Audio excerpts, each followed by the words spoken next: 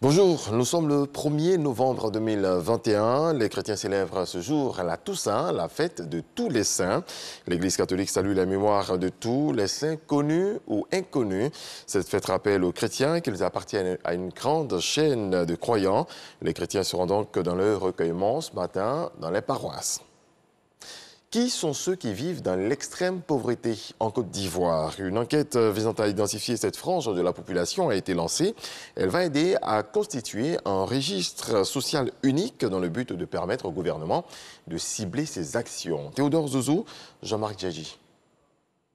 Le ministère de la Solidarité et de la lutte contre la pauvreté veut apporter une réponse durable à l'épineuse question de la pauvreté en Côte d'Ivoire. Une étude portant sur l'élaboration du profil de pauvreté et de ses déterminants est donc mise en place. Notre ambition à travers la série d'études initiées est de mieux comprendre et agir pour réduire les inégalités en créant des opportunités avec des actions innovantes et efficaces en faveur de la solidarité, de la lutte contre la pauvreté, localement d'abord. Le Bafing, le Kabadougou et le Tonkui ont le niveau de pauvreté les plus élevés selon l'Institut national des statistiques.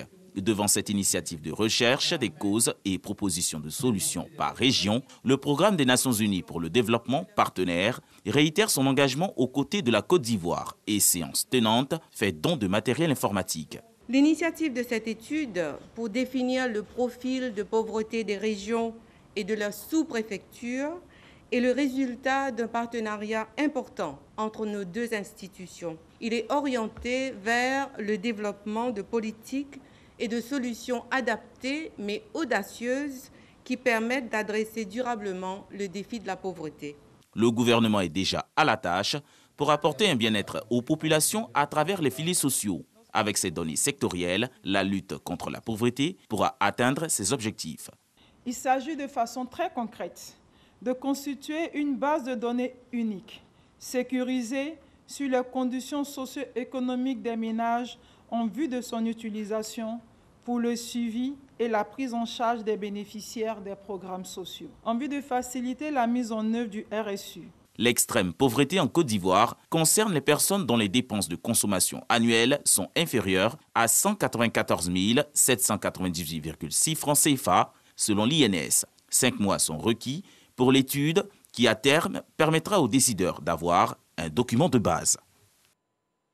Le Japon, toujours aux côtés des populations ivoiriennes, 1,6 milliard de francs CFA pour la réalisation de 124 forages, 60 forages à motricité humaine, rien que pour la région du Poro, précisément Korogo. Des travaux lancés par le ministre de l'Hydraulique, Laurent Tiagba, Ami Sissoko.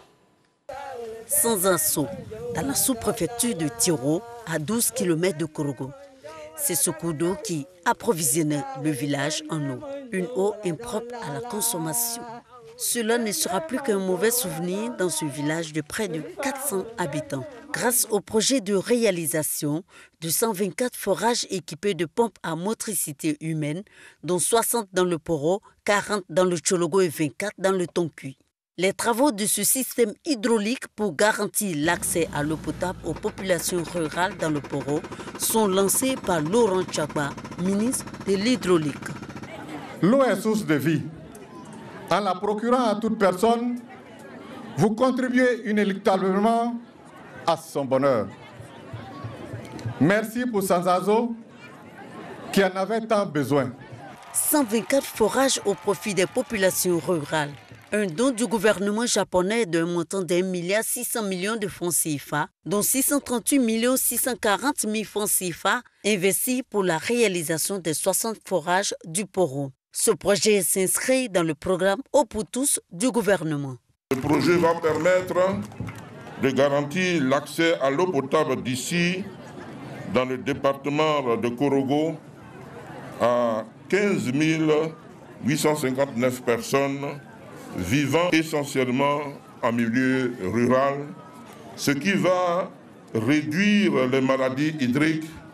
Aussi, grâce à ce projet, nos sœurs et nos mères qui souffrent énormément des corvées d'eau auront accès à l'eau potable. Les travaux qui seront réalisés par Forassi vont durer 6 mois. Cette entreprise travaillera sous le contrôle du ministère de l'Hydraulique et la supervision du ministère de l'Économie et des Finances en liaison avec le comité de pilotage des dons japonais. On reste dans le nord du pays. Kong bénéficie d'un complexe culturel et sportif flambant neuf. L'infrastructure, réalisée à hauteur de 194 millions de francs CFA, est un don de la fondation Lonasi à la localité. C'est le ministre d'État, ministre de la Défense, Téné Birahima Ouattara, qui a inauguré ce complexe sous le regard heureux des populations. Kader Sogodogo. Un complexe culturel et sportif flambant neuf, comprenant un foyer polyvalent, 3 salles de formation à la couture, des terrains de handball et de basketball. Coût de réalisation, 194 millions de francs CFA.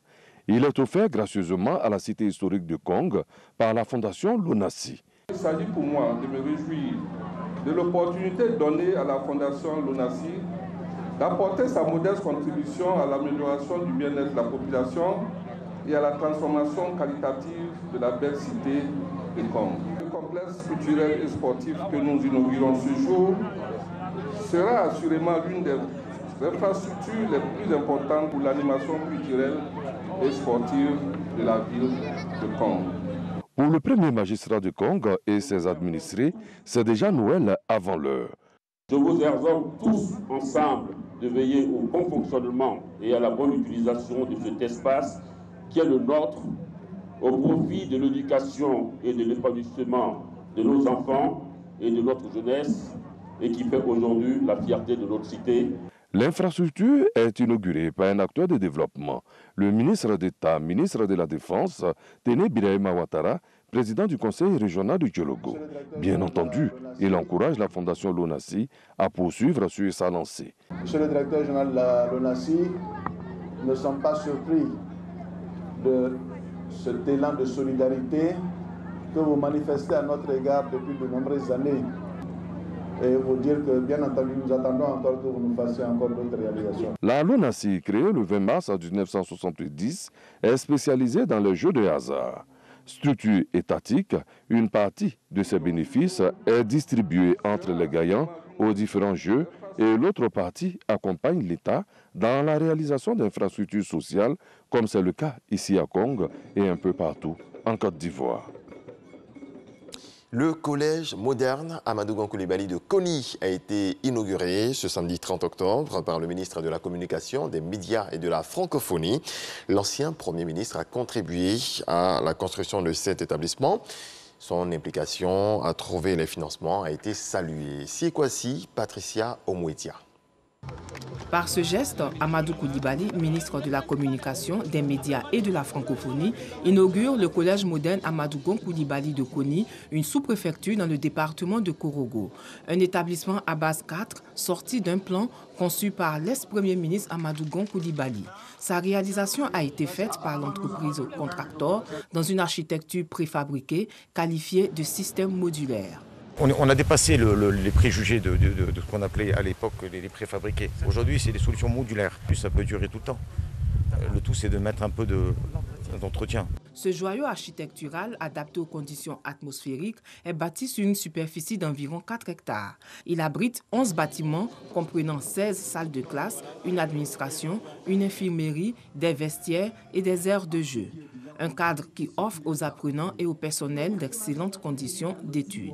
Il s'agit in fine d'honorer la mémoire du grand homme dont il porte le nom et de perpétuer les valeurs qui l'ont révélé au monde entier, c'est-à-dire la rigueur, la responsabilité et la recherche de l'excellence. Nous sommes très heureux qu'un projet pareil, celui donc de la construction de collèges de proximité qui lui tenait tant à cœur, soit arrivé à son terme pour ce qui concerne Koni, d'Asungo, à la satisfaction des populations et donc des élèves de la région. Bientôt un lycée de jeunes filles à Korogo en hommage à l'ex-premier ministre Amadou Gon Coulibaly.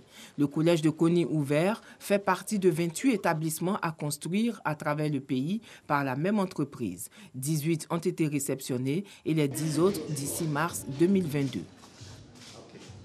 Le 26e Salon du chocolat à Paris vient de refermer ses portes avant la cérémonie de clôture au stand officiel de la Côte d'Ivoire tenu par le Conseil Café Cacao. Il a été expliqué aux enfants dans les moindres détails le processus de transformation du cacao en chocolat. Walter Amadou Ouattara. Présentation d'une cabosse de cacao suivie de la dégustation de fèves fraîches. Nous sommes à la masterclass du Conseil Café Cacao au Salon international du chocolat de Paris. Il est expliqué aux enfants le processus de transformation du cacao en chocolat.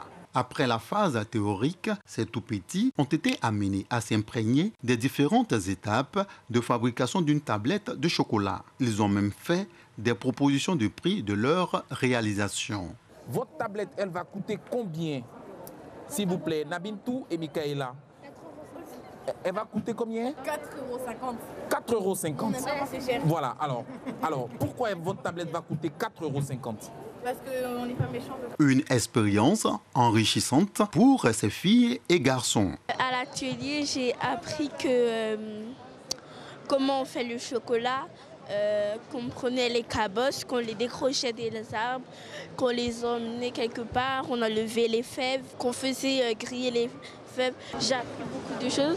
J'ai appris que le chocolat noir, c'était le chocolat qui est le plus bon pour la santé. C'est une chance qu'on offre. Quand le pâtissier fait du chocolat, c'est un moment magique, un moment unique et un moment spécial parce que c'est de chocolat très bon et en plus c'est fait par la maison, c'est fait par le pays. La Côte d'Ivoire, premier pays producteur de cacao avec 40% de la production mondiale, fait la promotion de l'itinéraire d'un cacao d'exception et toutes les occasions ont été mises à profit lors de ce 26e Salon du chocolat de Paris.